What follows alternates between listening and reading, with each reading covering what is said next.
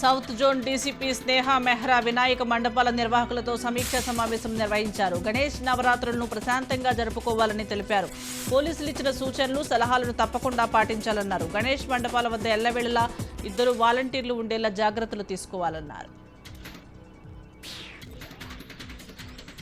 భద్రాద్రి కొత్తగూడెం జిల్లా మణుగూరు ప్రైవేట్ ఆసుపత్రిలో వైద్యాధికారి డిఎంహెచ్ఓ భాస్కర్ నాయక్ తనిఖీలు నిర్వహించారు. ప్రైవేట్ ఆసుపత్రిలో అనుభవం లేని డాక్టర్లు వైద్యం నిర్వహిస్తున్నారని తెలిపారు.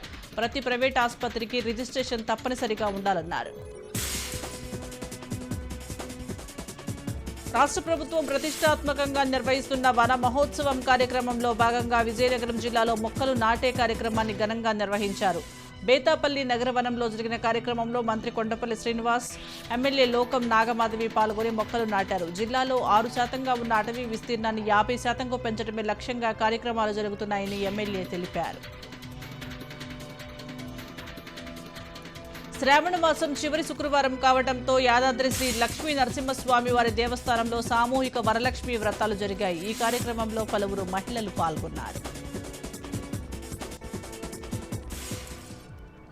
నిర్మల్ జిల్లా బాసర సరస్వతి అమ్మవారి ఆలయంలో సామూహిక వరలక్ష్మి వ్రతం పూజలు ఘనంగా నిర్వహించారు. పూజకు కావలసిన వస్తువులను ఆలయ అధికారులు ఉచితంగా అందించారు. మహిళలు, భక్తులు పెద్ద సంఖ్యలో పాల్గొని అమ్మవారికి ప్రత్యేక పూజలు చేశారు. భక్తులకు ఎలాంటి ఇబ్బందులు కలగకుండా ఆలయ అధికారులు భక్తులకు అన్ని ఏర్పాట్లు చేశారు.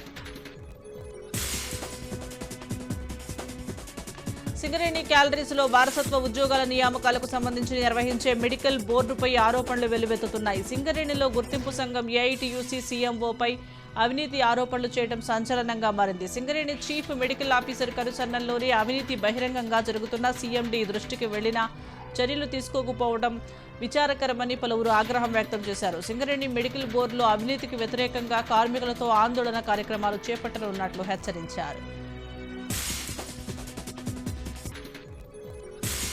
నంద్యాల జిల్లా పాములపాడు మండలంలోని వేంపెంట గ్రామంలో అతిసార వ్యాధి ప్రబలింది. స్థానిక బీసీ కాలనీలో సుమారు 15 మంది అస్వస్థతకు గురయ్యారు. కొంతమంది వాంతులు, విరోచనాలతో ఇబ్బందులు పడ్డారు. సమాచారం అందుకున్న ఆరోగ్య కేంద్రం వైద్యాధికారి గ్రామ సచివాలయంలో వైద్య శిబిరం ఏర్పాటు చేశారు. 3 పరిస్థితి ఆందోళనకరంగా ఉండటంతో కర్నూలు, నంద్యాల ఆసుపత్రులకు తరలించారు.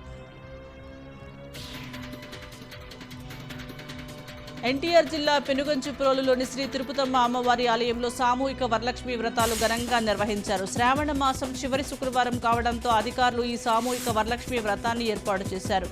శ్రీ తిరుపతమ్మ అమ్మవారు వజ్రకిరీటంతో భక్తులకు దర్శనమిచ్చారు. కృష్ణానది వరదలకు ఎడ్లంక నడకదారి బ్రిడ్జి కొట్టుకుపోవడంతో అప్రమత్తమైనట్లు అవినిగడ్డ ఎమ్మెల్యే తనయుడు మండలి వెంకట్రాం తెలిపారు. ఇవాళ అవినిగడ్డ మండలం ఎడ్లంక వద్ద కృష్ణానది వరద ప్రవాహ పరిస్థితిని వెంకట్రాం పరిశీలించారు. తాజా వరద నేపథ్యంలో ఎడ్లంక వాసులు రాకపోకల కోసం పడవ, పోలీస్ శాఖ ఆధ్వర్యంలో గస్తీ ప్రత్యేక వైద్య శిబిరాన్ని ఏర్పాటు చేసినట్లుగా తెలిపారు. నదీ పరివాహక ప్రాంతాల్లోకి గ్రామాల ప్రజలు, లంక గ్రామాల ప్రజలు అప్రమత్తంగా వ్యవహరించాలని వెంకట్రాం సూచించారు.